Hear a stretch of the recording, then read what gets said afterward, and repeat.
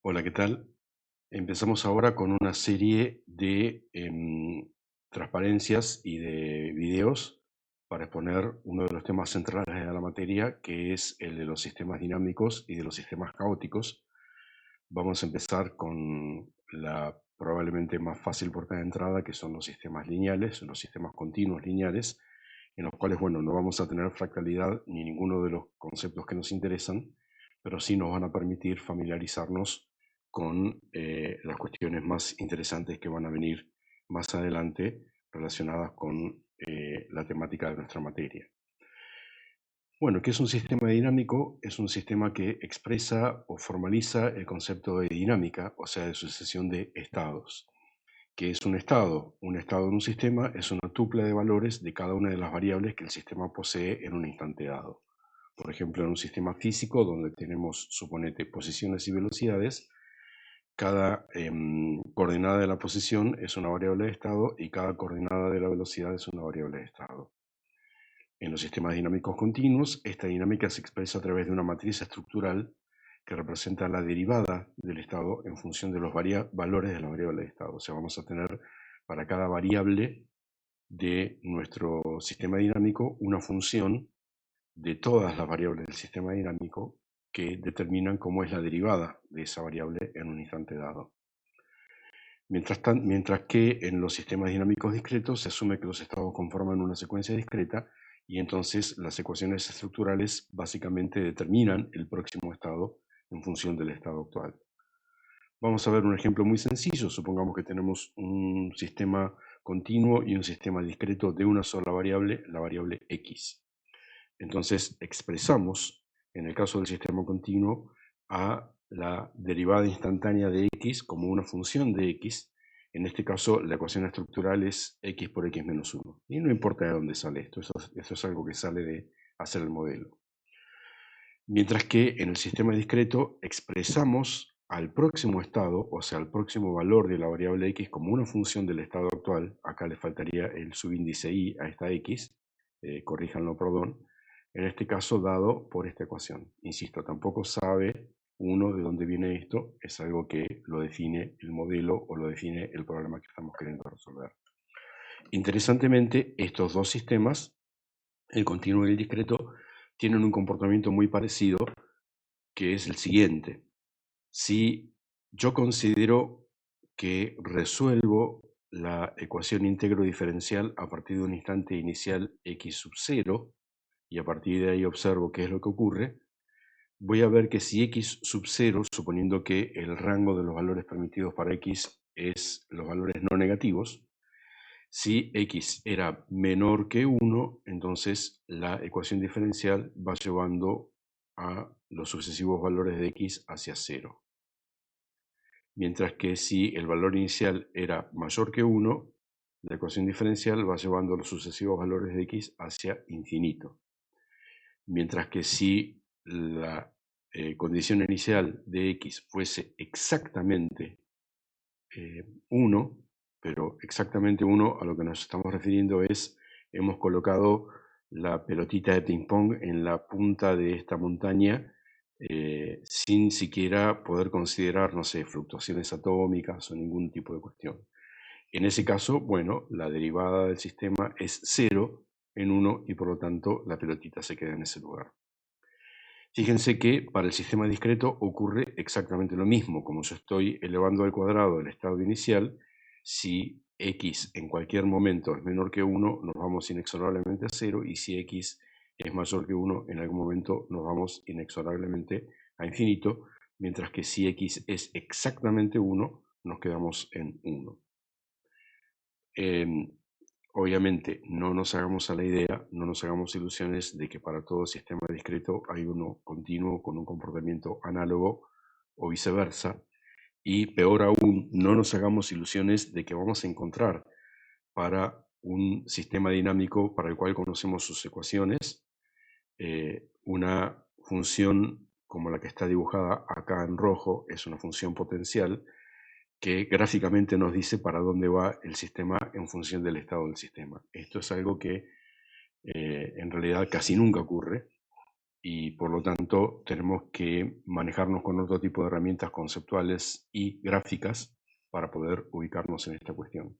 Pero de todas maneras, la moraleja importantísima en este punto es, ya nos hemos dado cuenta que 0, 1 e infinito son de alguna manera puntos que hacen de hitos en el comportamiento de estos sistemas dinámicos. O sea, nos damos cuenta que 0 es un valor, tanto en el continuo como en el discreto, que atrae sobre sí a los estados que estén en un determinado vecindario. Y con infinito ocurre exactamente lo mismo, mientras que 1, si bien es un punto fijo del sistema, porque si el sistema está en 1 se queda en 1 por siempre,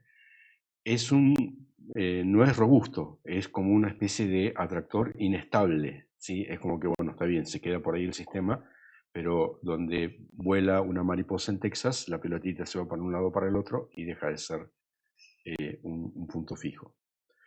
Sí, nosotros nos vamos a dar cuenta entonces que esos valores importantes, esos valores que son como hitos, son en realidad, en el caso del sistema continuo, cuando la derivada se hace cero o cuando la derivada se hace infinito, y en el caso del sistema continuo, cuando yo tengo un punto fijo, o sea, cuando x en i más 1 es igual a x en i. ¿Sí? Esos los vamos a considerar puntos fijos o puntos críticos del sistema. Nos vamos a enfocar ahora en los sistemas continuos y vamos a hablar de los puntos críticos del sistema continuo que, como dijimos, son los lugares donde el sistema tiene una derivada que se desvanece, que se hace cero y que por lo tanto todo lo importante puede ocurrir solamente en esos lugares.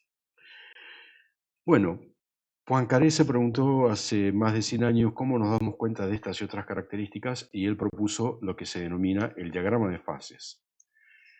¿Qué es el diagrama de fases? Bueno, primero vamos hacia el espacio de fases, que básicamente es una geometrización de todos los posibles estados del sistema, de manera tal de que cada variable del sistema es un eje ortogonal a todas las otras variables.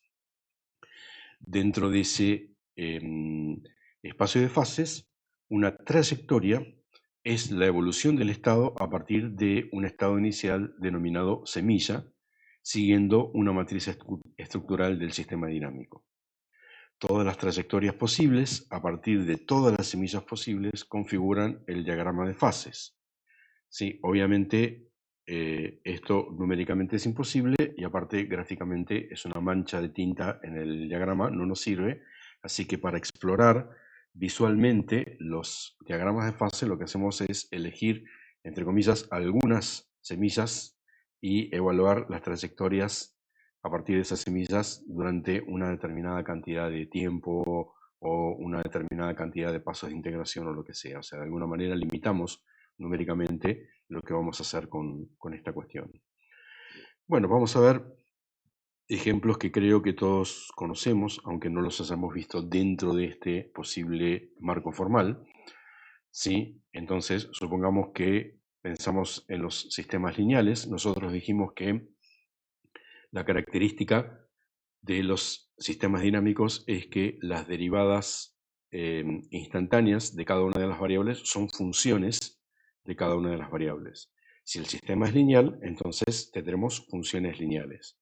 Por ejemplo, si yo tengo un sistema dinámico de dos variables, x y y, entonces las únicas funciones lineales que yo puedo construir son factor constante por x más factor constante por y. Entonces, supongamos que tenemos la función f, que será ax más bi, y la función g, que será cx más di. Bueno, típicamente lo podemos pensar como un sistema de ecuaciones. X vector punto es matriz A, matriz estructural por X vector, donde la matriz estructural es una matriz de 2 por 2 o de n por n, donde n es la cantidad de estados, a coeficientes constantes. Y nuestra forma de representarlo es, yo tengo una semilla x0 y 0, entonces itero este comportamiento y veo qué es lo que pasa con el sistema. Voy haciéndolo evolucionar, voy resolviendo la ecuación diferencial y me doy cuenta qué es lo que puede estar ocurriendo con eso? Bueno, esto genera algunas cosas que son interesantes. O sea, nosotros rápidamente podemos empezar a pensar en ejemplos sencillos. Supongamos que tenemos, como plantea el libro de Strogatz, cuyos capítulos 5 y 6 les voy a compartir junto con estas filminas y el video. Planteamos un sistema desacoplado, o sea, un sistema donde X punto depende solamente de X y punto depende solamente de Y. O sea, básicamente son dos ecuaciones diferenciales que ocurren al mismo tiempo, pero no se intervienen mutuamente. Bueno, estas cosas nosotros supuestamente ya las aprendimos. Ya sabemos que la ecuación diferencial de digamos, la solución de la ecuación diferencial donde la derivada es un factor por la misma variable se resuelve con una exponencial.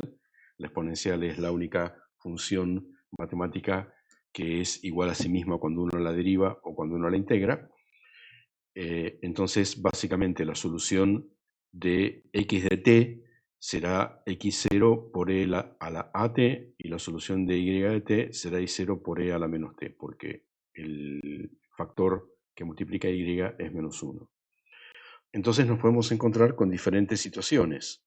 Básicamente, si a es negativo y además de ser negativo es en valor absoluto mayor que menos 1, o sea, menos 2, menos 3 o algo por el estilo, entonces nosotros vamos a ver que el valor de x, el x0, decrece a lo largo de las líneas integrales más rápidamente que y, y por lo tanto la pendiente de las curvas integrales es una pendiente menor que 1 hasta que llegamos a un punto donde el valor de x es lo suficientemente pequeño como para que pase lo contrario y sea y el que tenga mayor pendiente o mayor tasa de crecimiento. Fíjense que en esta situación que estamos planteando, desde cualquier x0 y 0 que tengamos, vamos a converger hacia el 0, 0, moviéndonos por exponenciales negativas que hacen que el valor de y disminuya y que el valor de x también disminuya. Si a fuese idéntico a menos 1, entonces ambas tasas exponenciales serían idénticas y por lo tanto el decrecimiento exponencial sería el mismo y los estados se moverían a lo largo de líneas rectas, ¿sí? Que los estados se muevan a lo largo de líneas rectas no quiere decir que el comportamiento sea exponencial, ¿sí? Acá tenemos un ejemplo de algo que es paramétrico. El parámetro t no lo conocemos, no lo podemos ver, pero nos tenemos que representar que si esto yo lo recorriese a intervalos de tiempo constantes, entonces los pasos serían más largos fuera del 0, 0, y a medida que me voy acercando al 0, 0, los pasos se van haciendo más cortos. O podríamos decir que la velocidad de estas rectas integrales es mayor cuanto más lejos estoy del 0, 0 y menor cuanto más cerca estoy. Si A fuese negativo, pero estuviese entre 0 y menos 1, entonces ocurriría la situación conversa a la primera situación que vimos. Ahí lo que obtendríamos es el decrecimiento exponencial de y es más rápido lejos de 0, 0, y por lo tanto las curvas tienen la forma que se ven aquí, mientras que el comportamiento se hace más rápido en x cuando estoy cerca del 0, 0. Si A fuese idéntico a 0, eso quiere decir que en x no tengo movimiento y por lo tanto solamente lo que tengo es decrecimiento exponencial en y. Insisto, acá se ven como líneas rectas, pero recordemos que el tiempo es un parámetro y por lo tanto no tengo exactamente un punto crítico, sino lo que tengo es una recta crítica, por decirlo de alguna manera. Toda la recta x igual a 0 es toda, entre comillas, atractor del sistema. Esto es lo que se conoce como puntos críticos degenerados. Y finalmente, si A fuese mayor que 0, tendríamos un comportamiento un pelín más interesante, ¿sí? Porque ahí tendríamos un punto crítico que tiene una doble, tiene un doble vínculo, ¿sí? Si yo me voy acercando por Y, el punto crítico es atractor porque su exponencial es negativa. Pero si yo me quiero acercar por X, ahí el punto crítico es repeledor porque tiene un exponente positivo. Entonces, alrededor de cualquier punto que tenga un x no nulo y un y no nulo, yo voy a tener un comportamiento hiperbólico, ¿sí? Si el valor de y es mayor que el valor de x, me voy acercando, bajando el valor de y, pero subiendo el valor de x, y bueno, va a llegar un momento donde el valor de x es mayor que el valor de y ahí repele. O sea, básicamente lo que yo tengo es para grandes y y pequeños x, desde lejos el punto parece ser un atractor, y para grandes x y pequeños y, desde lejos el punto parece ser un repeledor. Y en lugares donde no se cumple ninguna de esas cuestiones, el punto me tangentea, por decirlo de alguna manera. A este punto crítico se lo conoce como punto silla, ¿sí? Básicamente nos damos una idea de por qué, ¿sí? Su topología es la del punto silla que hemos visto seguramente cuando vimos cónicas o ese tipo de cuestiones. Bueno, básicamente nos estamos dando cuenta que tenemos una fauna posible de puntos críticos, pero que no es tan inabordable. Inclusive, si ustedes quisieran, podrían colocarle un 1 a esta ecuación y hacer el mismo análisis, pero las flechitas irían todas para afuera, ¿sí? O sea, veríamos que con valores de A positivos mayores que 1 tendríamos un repeledor que repele en todas las direcciones, pero repele más rápidamente por X que por Y. Si A fuese exactamente igual a 1, tendríamos un repeledor que sería isotrópico en todas las direcciones, etcétera, etcétera. Tendríamos todas las posibles situaciones, pero en forma conversa. Bueno, podemos tomar ejemplos más interesantes, o sea, por ejemplo, un oscilador armónico que puede ser el péndulo o puede ser el sistema masa-resorte. Entonces planteamos las ecuaciones del sistema masa-resorte. La derivada instantánea de x es la velocidad y la derivada instantánea de la velocidad es la aceleración, que es menos la constante elástica sobre la masa multiplicada por la posición, ¿sí? Esta forma de plantear al sistema masa-resorte como sistema dinámico es realmente muy astuta y, bueno, la clave está en darse cuenta que cuando yo tengo posición, velocidad y aceleración, yo estoy planteando un sistema diferencial donde posición y velocidad son variables de estado y son independientes. ¿Esto qué quiere decir? Quiere decir que yo al resorte le puedo dar una posición fija inicial que sea diferente de la posición de reposo, pero en la masa quieta y luego la suelto. Entonces ahí comienza su dinámica. O bien puedo tener a la masa en su posición de reposo, pero darle un impulso, o sea, darle una velocidad inicial. Son independientes y sobre todo en la condición inicial son independientes la posición con la velocidad. ¿Cómo representar sistemas como estos, o sistemas mecánicos, sistemas electrónicos, los que somos eléctricos, como un sistema dinámico? Bueno, es algo que requiere astucia. En el libro de Strogatz ustedes van a ver cómo, por ejemplo, cuando yo tengo específicamente una velocidad angular, o sea, tengo una frecuencia, porque mi sistema es un sistema oscilatorio, yo puedo hacer un reemplazo de variables y eso me simplifica mucho la representación. Bueno, todas esas cosas son realmente muy interesantes y muy valiosas. Nosotros no estamos interesados específicamente en eso. Ahora vamos a ver en lo que estamos interesados, pero igual, insisto, para tratar de anclar lo que podamos haber visto y aprendido de nuestra carrera en este tema, vamos a hacer un pequeño desembarco. Entonces, bueno, planteamos las ecuaciones diferenciales, obtenemos nuestra matriz estructural y vemos que ésta se resuelve y nos da, por ejemplo, para x de t, teniendo en cuenta que x de t depende de y, o mejor dicho de b, y b depende de x, nos da la solución que nosotros conocemos, que es un comportamiento oscilatorio, y bueno, b de t también tendrá una solución que, como b es la derivada de x, será menos el seno de esto que está acá, multiplicado por la raíz de k sobre m, y por lo tanto tendremos elipses. Acá yo las he representado como círculos, asumiendo que, bueno, que k sobre m es igual a 1, en cuyo caso tendremos acá 0, 1, menos 1, 1, y el comportamiento de nuestro sistema son círculos perfectos.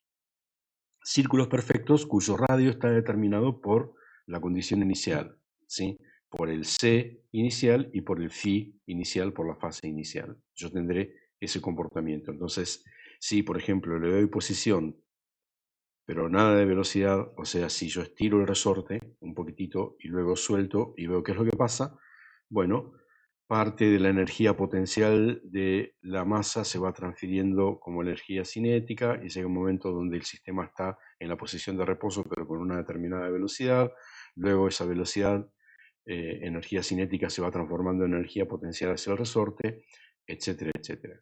Si yo le doy solamente velocidad y nada de posición, bueno, la energía cinética se va transformando en energía potencial, etcétera, etcétera. Si la energía potencial o cinética o una combinación de ambas es menor o mayor que la del círculo que tenemos acá, tendremos respectivamente círculos más pequeños o círculos más grandes. Sí, es evidentemente muy astuto esto, porque como propuso Poincaré, a golpe de vista vamos a tener una suficientemente clara representación de todas las condiciones a largo plazo, de todos los comportamientos estables a partir de cualquier condición inicial. O sea, vemos el diagrama de fases del sistema y entendemos todo lo que le puede pasar al sistema en cualquier condición. Bueno, lo realmente interesante es, yo puedo hacer un catálogo de puntos críticos, tal cual vimos recién, simplemente analizando la matriz estructural. O sea, planteamos algo que también creo que es conocido para todos, que es la matriz característica, en la cual buscamos los autovalores, que serían la solución a el determinante de esta matriz igual a 0. Entonces vemos que los determinantes que podemos tener son, bueno, la solución de una ecuación a segundo grado, donde las variables son la traza y el determinante. La traza es la suma de los valores de la diagonal principal, o sea, A más D.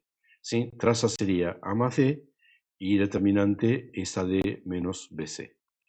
Entonces yo tengo esos dos valores y las soluciones posibles de los autovalores son las que están puestas acá.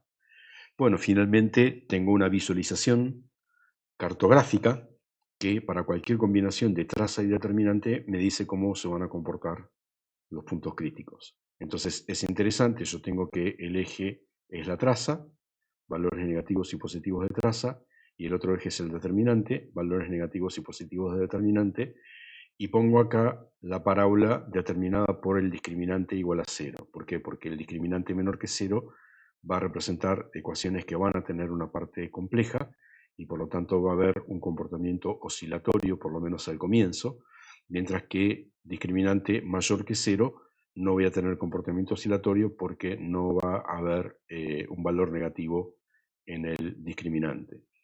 Bueno, entonces lo que vemos acá confirma lo que estuvimos viendo, o sea, por ejemplo, todos los puntos que nosotros estuvimos mencionando en los cuales teníamos el sistema desacoplado, en todos esos casos la traza es igual a 0, entonces nos estamos moviendo a lo largo de esta recta, entonces tenemos todos los comportamientos que habíamos visto, ¿sí? Al atractor se lo suele llamar sink, se lo suele llamar, digamos, desagüe, por decirlo de alguna manera, y al repelador se lo suele llamar fuente también.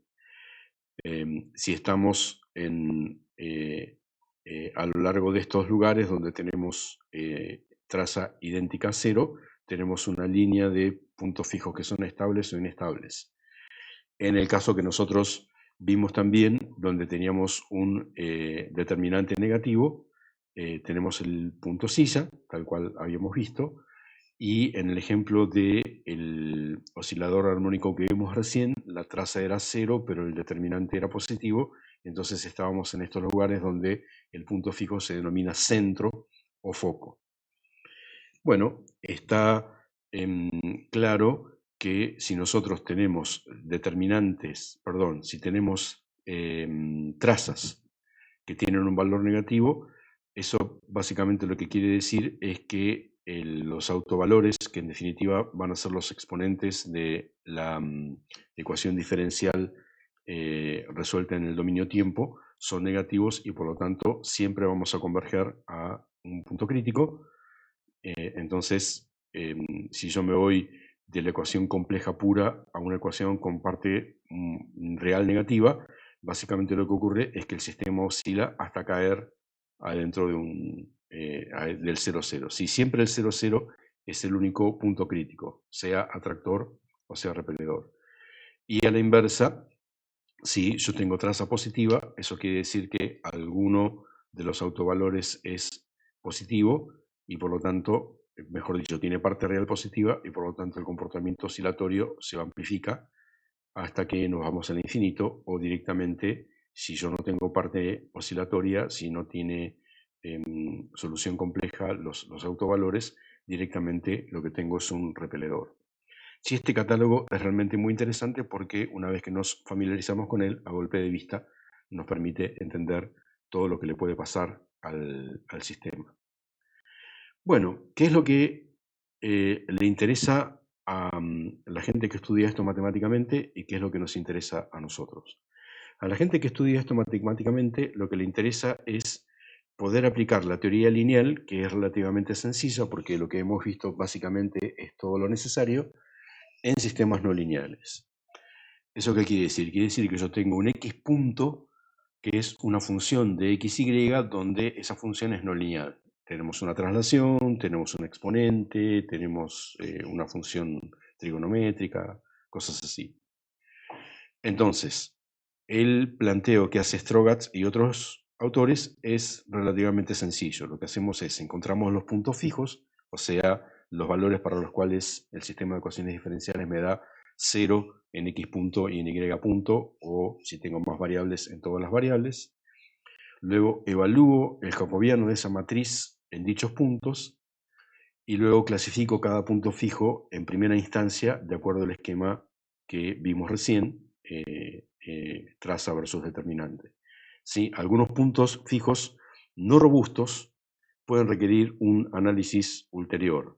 ¿A qué nos referimos con puntos fijos no robustos? En realidad los puntos fijos son robustos, lo que no es robusta es la clasificación, o sea, un punto fijo no lineal que tiene discriminante igual a 0, ¿eso qué quiere decir? Quiere decir que no sabemos todavía si tiene una parte compleja o no tiene una parte compleja, o sea, si tiene un comportamiento oscilatorio o no tiene un comportamiento oscilatorio, seguramente va a ser frágil respecto de los términos no lineales. O sea, linealizarlo, suponer que el sistema es lineal, aproximándolo por serie de Taylor o lo que sea, en el entorno del punto crítico, del punto fijo, puede ser erróneo porque los términos no lineales pueden alterar el hecho de que tenga o que no tenga componente oscilatoria. Lo mismo con respecto a que su determinante sea 0 o su traza sea 0. ¿Sí? O sea, básicamente cualquier punto crítico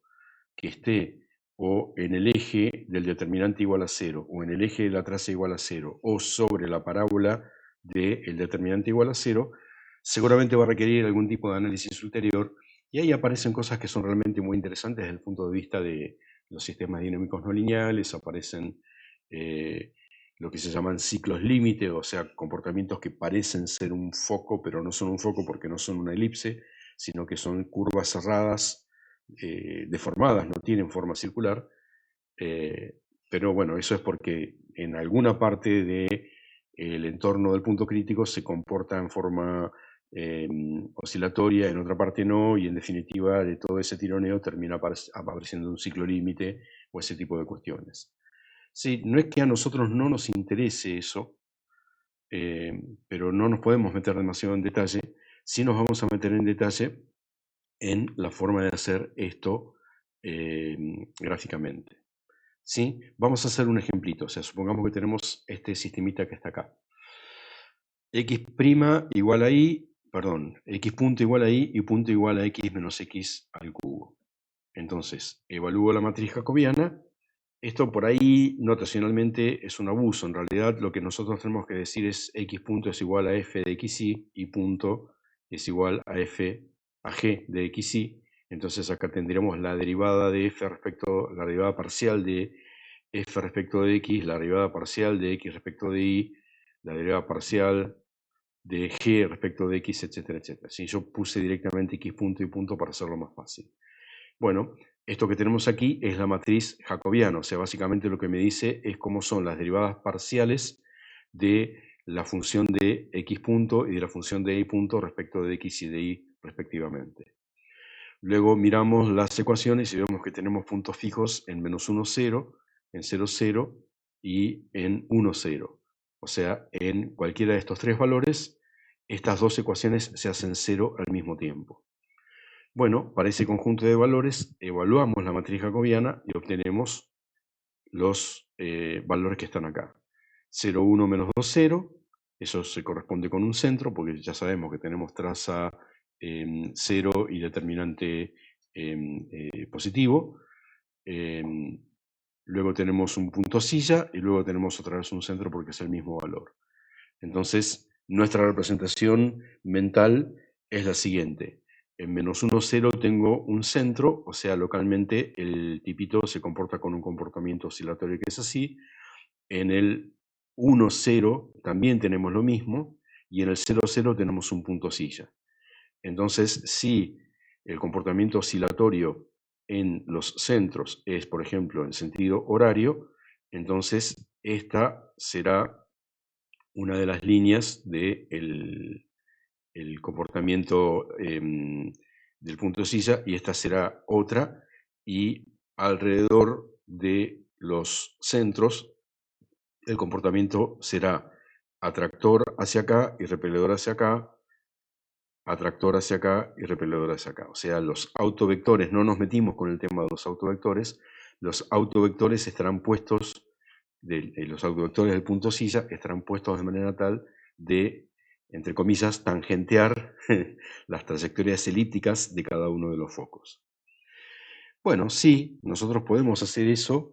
Es todo un arte esto. La gente que se dedica, y ustedes lo van a ver bien en el libro de Strogatz, la gente que hace esto es capaz de determinarlo, y en el libro presenta algunas de las técnicas interesantes, o sea, tratar de, por ejemplo, darnos cuenta las nullclines, las isóclinas, o sea, valores donde por ejemplo, todas estas se me hacen 0 en x, o todas estas en x punto, o se me hacen 0 en y punto, y en base a eso determinar algunas cuestiones.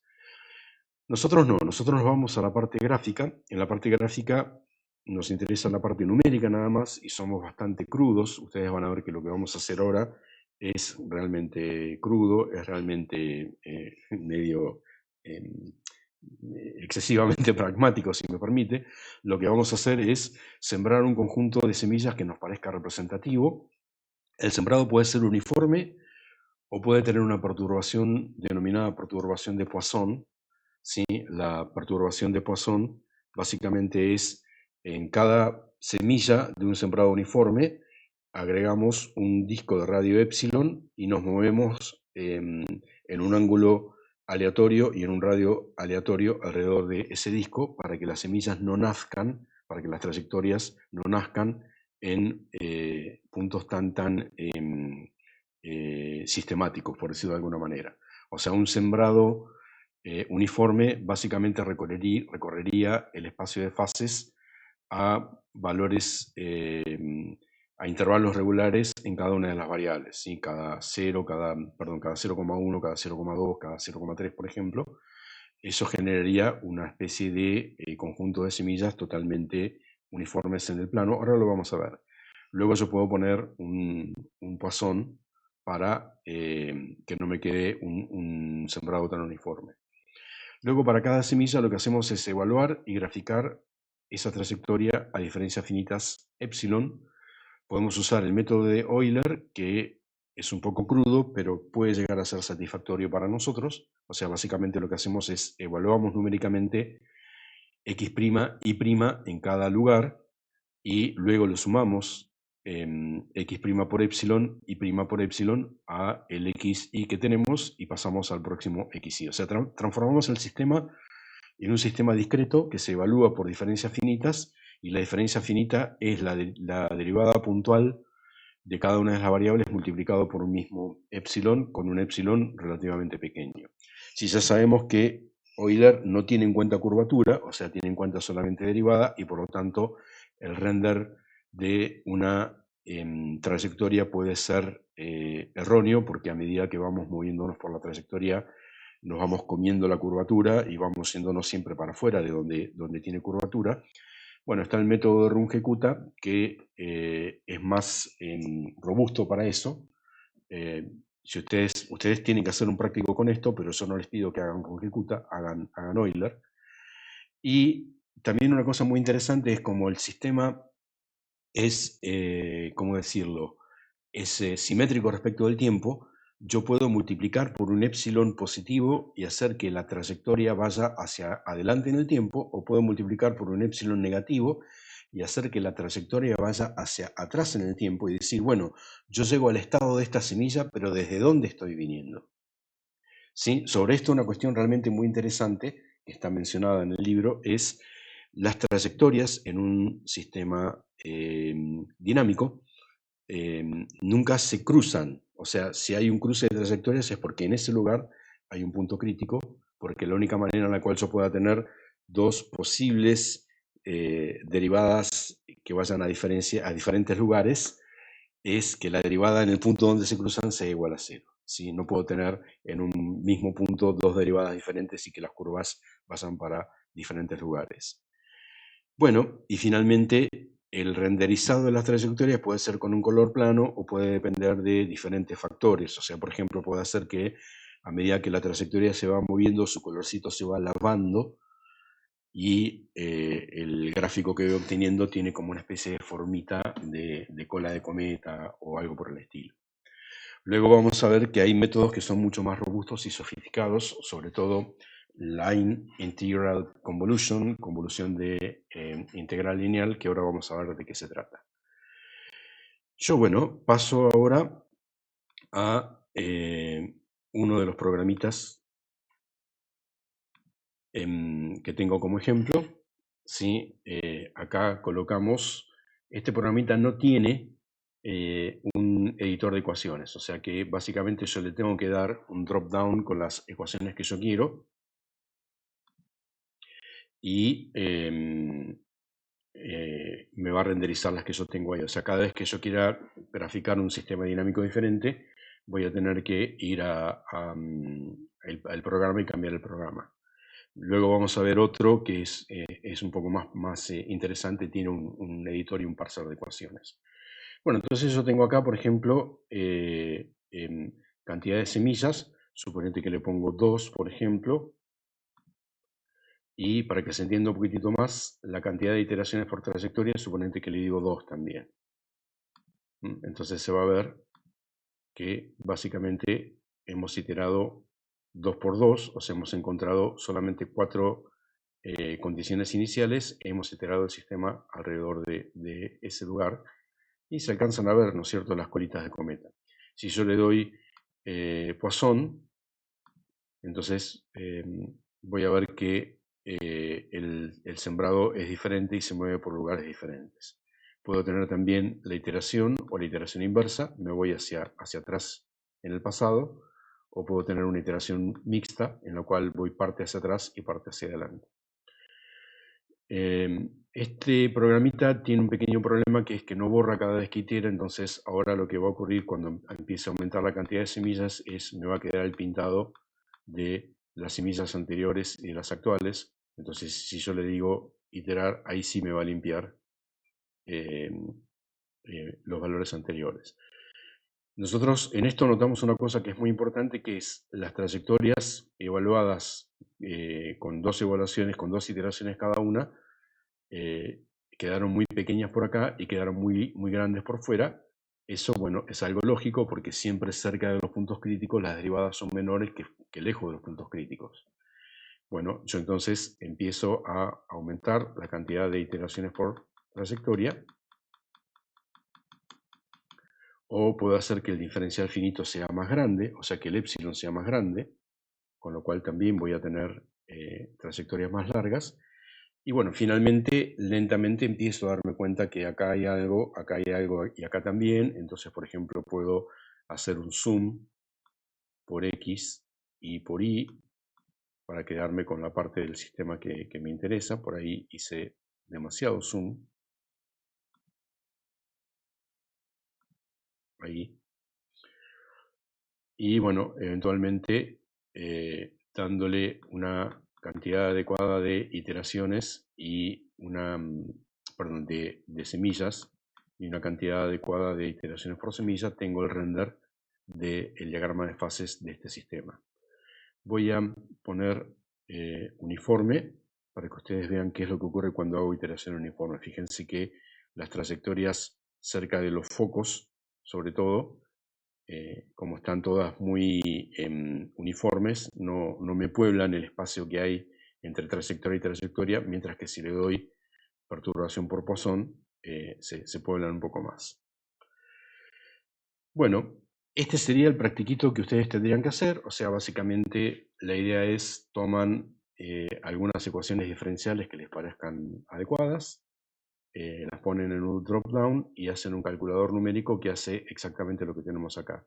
¿Sí? El sembrado es poner dentro del espacio de fases algunas semillas y luego la integral, insisto, si lo hacen por Euler no me voy a ofender, la integral es van integrando algunas trayectorias con un determinado diferencial finito y van viendo qué es lo que ocurre y si quieren van despintando la trayectoria a medida que el comportamiento, a medida que van avanzando con las iteraciones.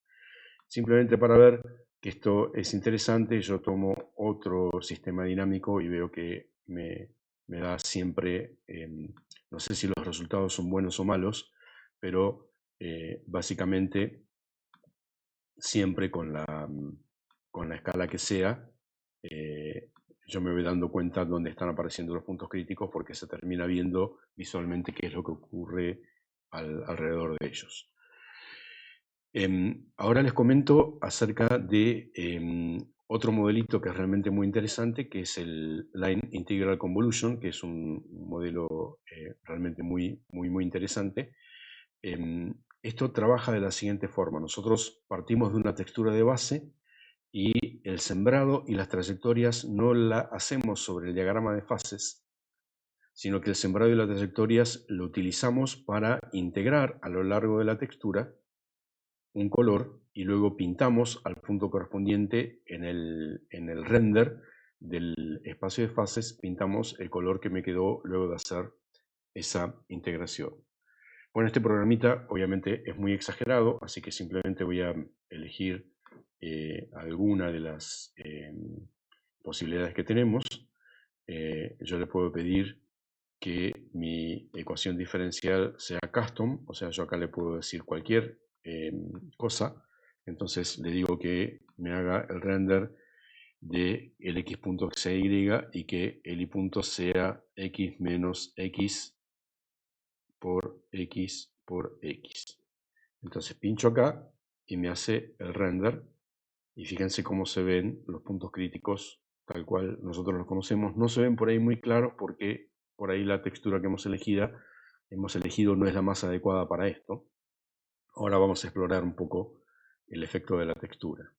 Sí, la textura que típicamente se ha utilizado en la bibliografía es ruido blanco, o sea, el R, el G y el B de cada píxel son un random entre 0 y 255, lo cual básicamente produce colores muy lavados porque obviamente la convolución de un conjunto de píxeles lo suficientemente larga, básicamente en todos los casos tiende a un gris medio o algo por el estilo. Entonces, bueno, nosotros hemos estudiado diferentes posibles texturas. Por ejemplo, esta textura que estamos haciendo, básicamente lo que hace es genera circulitos puestos en diferentes lugares del espacio. Yo le digo cuántos circulitos quiero, ¿sí? Para hacer que la densidad sea menor o sea mayor. ¿Sí? Por ejemplo, ahí le doy pocos circulitos.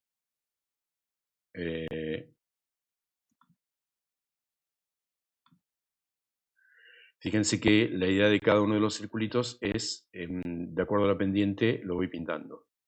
Entonces, eso va a hacer que cuando el sistema dinámico tenga determinadas pendientes, va a quedar pintado con un determinado color. Fíjense que lo puedo hacer, por ejemplo, con el radio más ancho, entonces eso también va a cambiar diferentes aspectos del render. Puedo tener patrones periódicos, puedo tener diferentes tipos de patrones periódicos. Cada uno de esos va a generar una diferente, ¿cómo llamarlo?, interacción con el sistema dinámico. Va a generar una diferente renderización. Estoy buscando uno que es interesante, pero no lo estoy encontrando.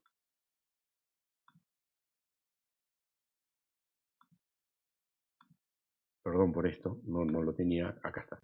¿Sí? Esta es interesante porque, bueno, básicamente lo que hace es coloca una determinada cantidad de líneas aleatorias. Cada línea tiene un determinado ancho. El ancho determina una frecuencia espacial, o sea, líneas muy finitas tienen más alta frecuencia y líneas más gruesas tienen una frecuencia mayor.